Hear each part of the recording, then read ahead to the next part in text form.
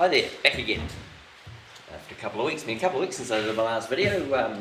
So that sort of stage where onlookers go, what's he doing there? So nothing seems to be happening, but far from it. There's lots happening. It's important you take your time at various stages in the build. There's some things that just to the onlookers don't appear to be proceeding very fast, but it's important to get the finish right and think about things and stop and think what you can do next so that you don't create more work and an inferior product. So what I have been doing is I had last time we had the roughed out skin on the boat, all the ply on the boat, and but of course then I've got to plane it. So I've planed all these chines, got them nice and soft. I can always add a bit more filler back on, but so take a bit more off than you need. And I've got a thick stringer through here, so there's plenty of timber through here. And at the end of the day, we're putting heavy glass over it as well. So, but what I really wanted to show you, if you can see this, it's quite a hard detail to see, is I'm rebating everywhere that there's a double up in the glass, where the glass laps, or where extra stiffening is required.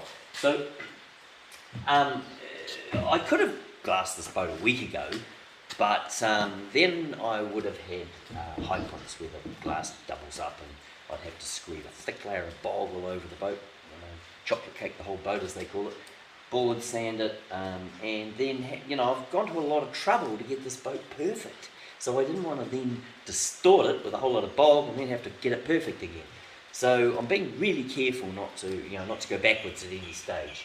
And I've decided to rebate every lap, which is quite a big job really. But this rebate here, which I've done, this is joined with where the two bits of ply join. We've decided to double up for strengthening. So the bottom layer, the first skin that goes on, will just pass through there, okay? And so it has to be feathered off both sides, 1 mil down.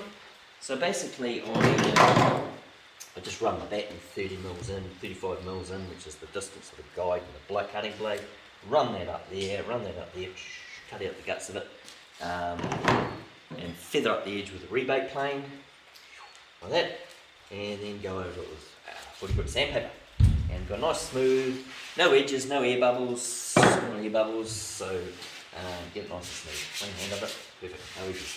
Alright, so that's pretty straightforward, nice parallel rebate, 100 mils, take the tape on top.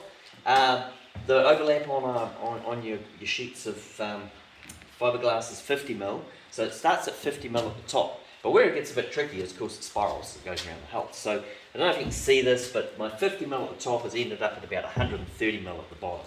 So I'm having to do a tapered rebate.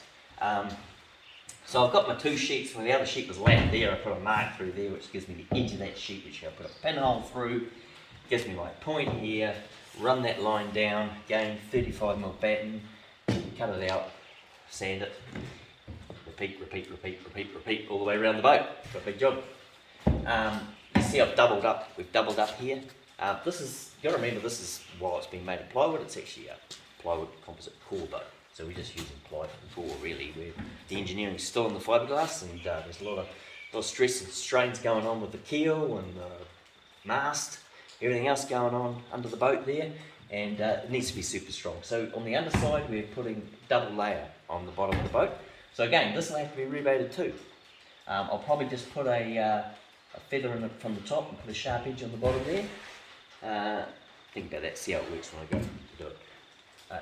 Now I've got that all laid out, all on the boat. It's time to undo it all. So it's got to go back exactly the way it came off. So I've bought a whole lot of these slinkies, couldn't find any cardboard tubes, and I'll just roll it up. All right, heaps of marks, reference points when we come to put it back on. Write on it which number it is, get everything worked out. You get one crack at putting this on. It's a bit like contact adhesive. By the time you've got that much wetted surface stuck to the boat, you're not shifting it. So roll it on.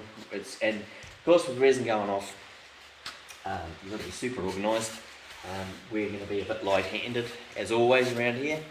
My mate Neil's going to give me a hand, but so I've really got to have it all nutted out and made sure that I know exactly what's going to happen, and it all goes to plan. And I'll do a video and we'll see how that works out later on. Okay, see you later.